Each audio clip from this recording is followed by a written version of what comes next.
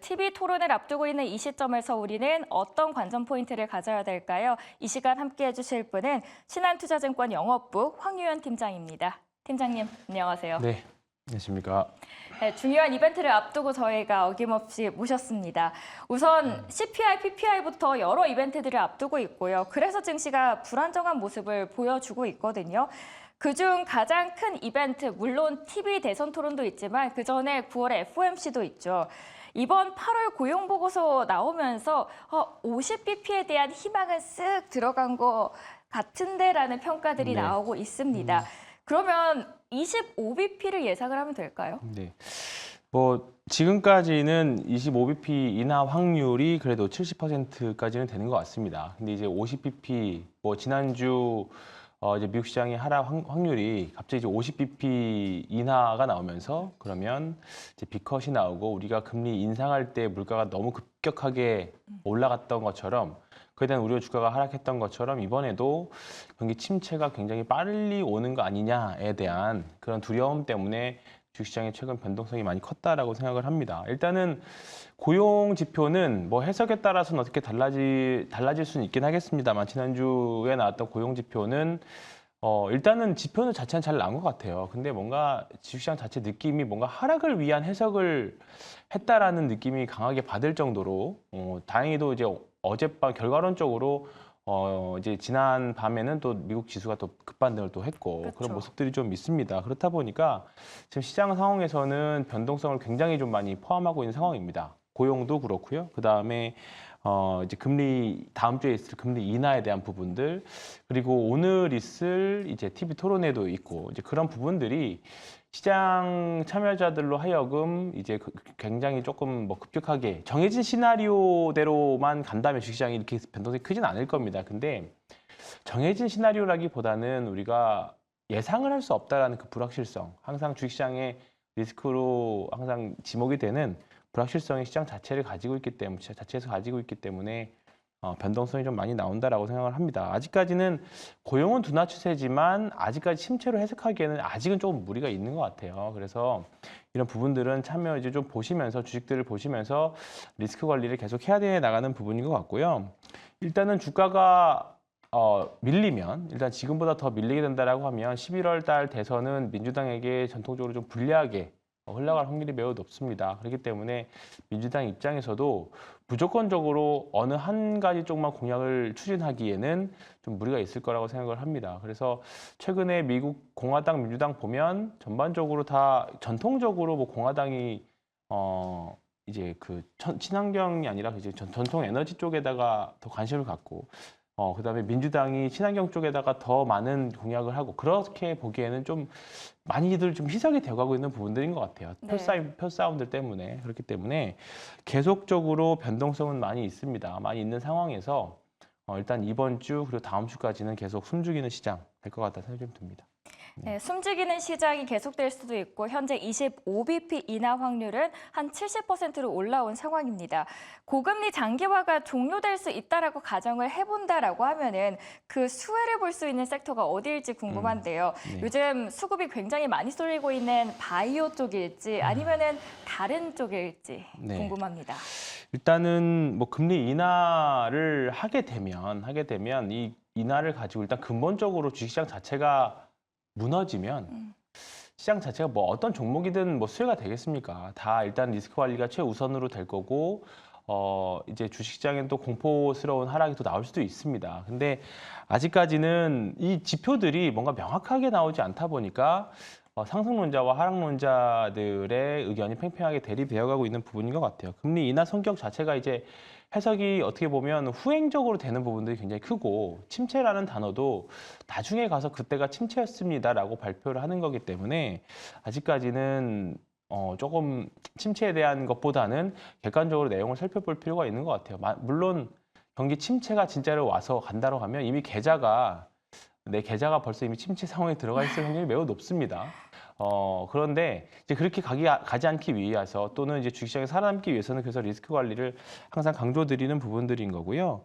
일단은 금리 인하되면 바이오나 신재생 쪽에서는 굉장히 좀 많은 그래도 센티멘트가 많이 좋아질 걸로 개선이 되고 있습니다. 최근에 이제 빅테크 회사들은 사실 고점에서 많이들 하락을 했습니다. 대표적으로 엔비디아부터 시작해서 AI로 대표되는 종목들이 고점 대비해서 좀 많이 밀려 있는 상태고요. 다만 그 미국 시장에서 다우존스를 구성하고 있는 그룹들은 S&P를 구성하고 있는 회사들은 상대적으로 좀 견조한 모습을 좀 보여주고 있고 최근에 신재생 에너지들 쪽에서도 사실 주가가 크게 오르지는 않았습니다만 과거에 먼저 미리 하락을 해서 그런지는 몰라도 주가는 계속 횡보세 구간을 보여주고 있습니다. 그러니까 주가가 금리 인하를 하게 되면 일단은 뭐 신재생 에너지 프로젝트 같은 부분들이 대규모의 이제 프로젝트 파이낸싱으로 이제 자금 조달을 해서 하기 때문에 고금리 상황에서는 이 프로젝트들이 많이 조금 어그러지거나 좀 많이 지연되었던 것들이 사실입니다. 근데 최근에 다시 해상 풍력이 많이 좀 증가하고 있는 상황이고 사실 실질적으로 작년에 주가는 별로 풍력과 관련된 종목들이 주가는 좋지는 않았습니다만 실제로 작년에 꽤 많은 해상 풍력 단지들이 설치가 됐습니다. 그리고 정장기적으로는 기후 변화라든가 이런 부분에 있어서 또 이제 AI와 관련된 데이터 센터들의 모자란 전력들을 수급을 하기 위해서는 신재생 에너지도 어느 정도 한 몫을 해줘야 되는 부분들이거든요. 그렇다 보니까 지금 그런 부분들이 일단 뭐 주가는 아직은 뭐 관심 받고 있는 정도까지는 아니지만 주가 금리 인하를 하게 된다라고 하면 충분히 수혜가 될 수 있는 부분들이라고 보시면 될 것 같고 바이오는 이제 많이들 들으셨을 거라고 봅니다. 최근에 주가 그래도 미국 시장에서 관련 ETF들 살펴보면 상대적으로 잘 버티고 있는 섹터가 바이오 헬스케어 섹터이고 금리 인하가 뭐 일단 선제적으로 먼저 움직이는 부분들이 있어서 막상 금리를 인하를 하게 되면 주가가 좀 조정이 나올 수도 있다라는 생각을 좀 계속 일부 가지고는 있습니다만 아직까지는 그래도 시장에서 주도 업종으로 미국도 그렇고 한국도 그렇고 추세가 살아나가면서 움직이고 있는 종목들은 여전히 이쪽이다. 그래서 일단은 금리 인하와 관련된 전통적인 수혜주들, 바이오나 신재생 에너지들 이쪽으로 일단 계속 관심 가지고 보시면 좋을 것 같습니다. 해상 풍력이 늘어나고 있는 이 시점에서 신재생 에너지 관련주 눈여겨보셔도 좋을 것 같고요. 그리고 금리 인하 시점이 다가올수록 바이오 섹터도 한 번쯤 보시면 좋을 것 같습니다. 드디어 수요일 오전 10시 무려 90분 동안 대선 토론이 진행될 예정입니다. 트럼프 대 해리스, 해리스 대 트럼프. 저번 대선 토론을 생각하면 당시에 워싱턴 포스트가 평가하기를 바이든의 패배였을 뿐 트럼프의 승리는 아니었다라고 했는데요. 이번에는 그렇다면은 해리스의 허니문 효과가 다달했다라는 평가가 나오고 있는 이 시점에서 트럼프의 승리에 무게추를 조금은 둘 수 있을까요? 뭐 주식만큼이나 정치는 더 예상하기 어려운데요. 힘들죠. 네. 지난번에 이제 트럼프 피격 사건 이후로 트럼프의 지지율이 굉장히 좀 많이 올라갔었다가 최근에는 이제 거의 50대 50 정도까지 균형이 맞춰진 것 같습니다. 그러면서 사실 이번에는 뭐 말씀하신 거와는 좀 다르게 해리스 트레이드도 사실 좀 기대해 볼 수 있는 그런 부분들도 있는 것 같아요. 근데 우리가 공약을 한번 비교를 해 볼 만하기는 한데요. 아까 잠깐 서두에서 말씀드렸지만 뭐 구체적으로 비교를 해보면 전통적으로 민주당이 추진하는 정책들이 있고 그다음에 공화당이 추진하는 정책들 큰 틀에서 벗어나지는 않습니다. 벗어나지는 않는데 과거와는 다르게 조금 특이할 만한 점이 있다고 하면 아까 제가 신재생 에너지 말씀드리긴 했는데 전통적인 텃밭이었던 트럼프의 지지층이 많이 있었던 미국 중부지방에도 육상풍력 단지들이 굉장히 많이 설치되어 있어요. 그렇다 보니까 무조건적으로 사실 그 신재생 에너지를 조금 이렇게 배척할 수 없는 전통적인 뭐 기름 산업과 관련된 오일과 관련된 산업들만 무조건 밀어붙이겠다. 그런 산업으로 그렇게 생각하기에는 또 무리가 있다라는 판단들이 계속 들어서고 있습니다. 물론 민주당도 마찬가지고요. 친환경과 관련된 정책들에 있어서 그렇다 보니까 세부적으로 많이 뜯어볼 필요는 있습니다. 그래서 최근에 뭐 약간 인하와 관련된 내용들, 그다음에 에너지, 외교, 국방 뭐 여러 가지 고려해봤을 때 공통적으로 좀 마음 편하게 한다라고 하면 사실 공통적으로 추진하고 있는 정책들에 좀 해볼만 하잖아요. 그럼 결국은 제조업, 미국 제조업과 관련된 그리고 산업재해와 관련된 인프라 관련된 그런 부분들입니다. 최근에 특히 이제 우리나라 주가 하락에 심화됐던 부분들 중에 하나가 이제 전력기기들 쪽인데 지금 주가는 좀 많이 떨어져 있긴 합니다만 결국은 계속 미국이 전력 인프라에 대한 부족에 대한 부분들 물론 피크아웃에 대한 우려는 아마 주가가 올라가면 올라갈수록 계속 달고 나올 겁니다. 근데 다만 주가가 정상화가 된다라고 하면 우리나라 뭐 HD, 현대일렉트릭과 같은 종목들이 다시 한번 치워나갈 수 있는 가능성은 계속 열어두셔야 되는 부분들입니다. 그러니까 어느 한쪽을 내가 지지해서 이쪽 주식이 올라가겠다라고 해서 하신다라고 하면 그거는 약간의 뭐 치밀한 분석이 돼서 맞으면 그게 성공이긴 한데 아닐 수도 있다라는 거잖아요. 그러면 지금은 약간의 베팅의 영역도 사실 조금 들어가 있는 부분들이에요. 그렇다 보니까 좀 마음 편하게 하실 거면 두 주자가 두 정당들이 공통으로 추진한 정책 쪽에서 집중해서 매매를 해 보시는 게 가장 편한데 그 부분들이 산업재 그런 부분들이 되지 않을까 그런 생각을 하고 있습니다. 그래서 일단은 둘 다 주가가 특히나 민주당 쪽에서 지금 여당인 민주당 쪽에서는 주가 하락을 원하지 않기 때문에 하게 되면 전통적으로 미국에서 투표는 주가도 굉장히 영향을 많이 받는다고 제가 알고 있습니다. 그렇기 때문에 민주당 입장에서는 여기서 주가가 크게 더 떨어져서는 선거에 크게 도움이 될 리는 전혀 없다. 그렇다라고 하면 주가가 다시 안정화된다라고 하면 어제 우리나라에서도 강했던 화장품부터 시작해서 다시 우리나라에서 기존의 주도들 4, 5월 달에 주도주들이 다시 한번 조금 랠리를 좀 가능해 보일 수 있거든요. 그러면 그중에 하나가 전력기기 쪽이었는데 이쪽도 일단 과대낙폭 위주로 좀 접근해 보시는 것도 저는 좋을 것 같다라는 생각이 좀 듭니다.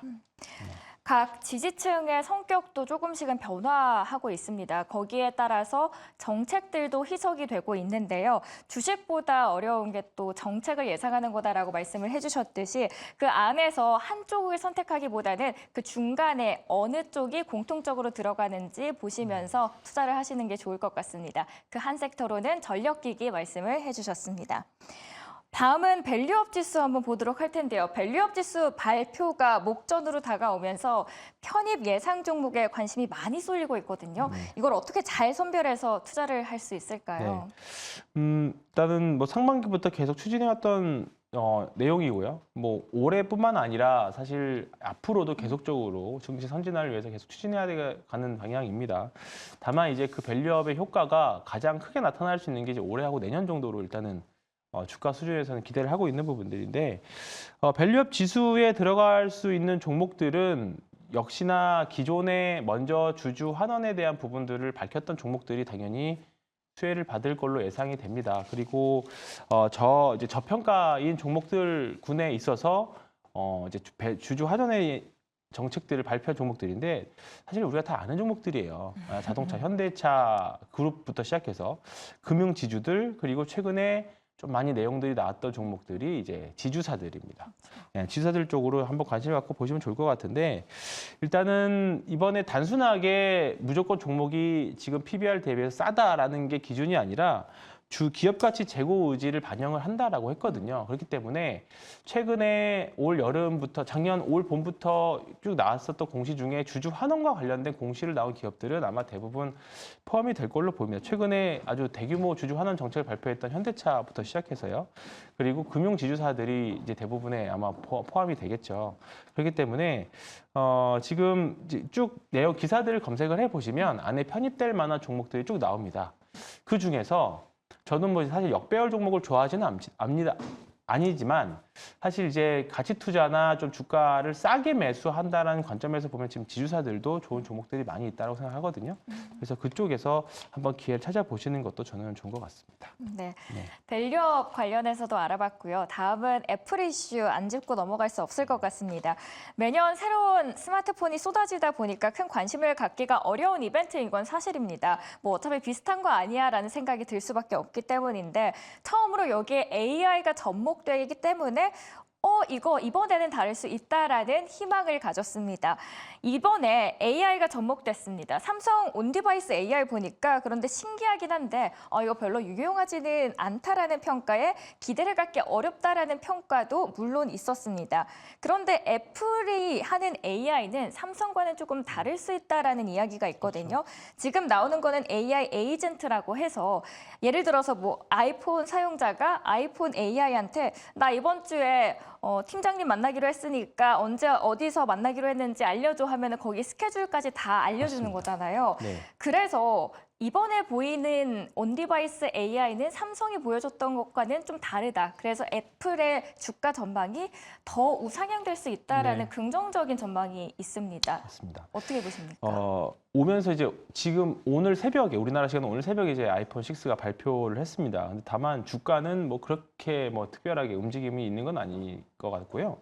일단은 애플과 관련돼서 이번에 일단은 아직까지는 애플 인텔리전스가 AI가 하반기 조금 더 4, 4분기에 이제 업데이트를 통해서 만나볼 예정인데 이제 그런 기대감들이 좀 살리고 있는 거고 그리고 이제 사실 그 부분이 더 중요한 게 이제 AI 전반적인 반도체 산업까지도 연동이 되어 있다는 점에서 굉장히 중요하게 좀 지목을 좀 계속 관심을 갖고 봐야 되는 내용입니다. 일단은 우리나라 애플과 관련된 종목들 하면 딱 떠오르는 게 LG 이노텍이잖아요. 먼저 일단은 8월 말에 이미 주가는 먼저 상승을 했습니다. 주가가 전반적으로 큰 증시가 자체가 조정을 받으면서 주가는 다시 좀 내려왔는데 이번에 발표한 아이폰 신제품을 보니까 결국은 또 카메라에 대해서 조금 신기능들이 많이 들어가 있는 것 같습니다. 그래서 그렇다 보니까 카메라와 관련된 또 기판과 관련된 종목들이 8월 말에 좀 기대감으로 좀 상승을 했다가 지금은 좀 조정을 받는 것 같고요. 이제 결과적으로 아이폰이 얼마큼 많이 팔릴지 이제 우리나라도 이번에 1차 판매 대상국에 포함이 됐는데 맞습니다. 얼마큼 많이 팔릴지에 따라서 이노텍이나 LG노텍이나 관련 주식들이 다시 반등을 한번 기회 노려볼 수 있을 것 같고 결국은 이 불확실성 아이폰 애플 인텔리전스와 관련된 기대감이 하반기까지 조금 더 가져가야 될 것 같아요.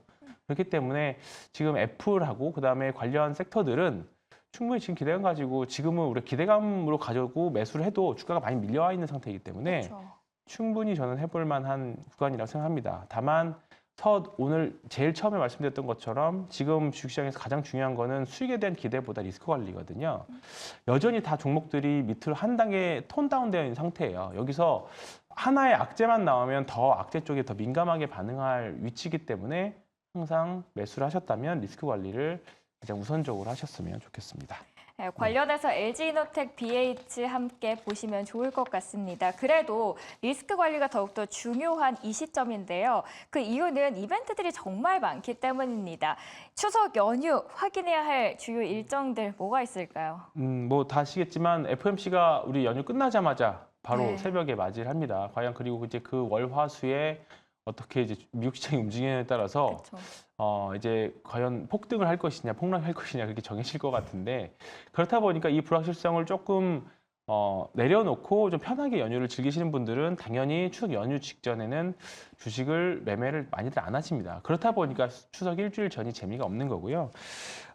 이런 부분들을 계속 관심 갖고 이제 내용을 지켜보셔야 될 것 같고 또 하나가 8월 초에 엔캐리 트레이드를 촉발시켰던 이제 일본 금융정책위원회가 있습니다. 금리 인상과 관련된 내용이 나오면 또 다시 한번 또 이 변동성을 가지고 있는 부분들이기 때문에 이것들이 다 추석 연휴 직후에 다 있어요. 네, 그렇다 보니까 시장에서는 지금은 여전히 공격적인 배팅보다는 현금하고 이제 리스크 관리를 계속 가져가시면서 좀 이제 계좌 관리 조금 어떻게 보면 9월 달, 10월 달이 항상 힘들었는데 이번에는 8월 달, 9월 달이 힘들었던 것 같아요. 네. 그렇게 생각을 해보면 10월 달부터는 충분히 반등도 가능한 위치라고 생각을 하거든요.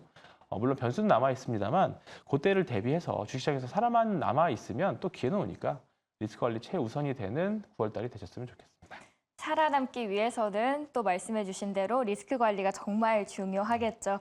지금까지 신한투자증권 영업부 황유한 팀장과 함께 이야기 나눴습니다. 오늘도 말씀 정말 잘 들었습니다. 네, 고맙습니다.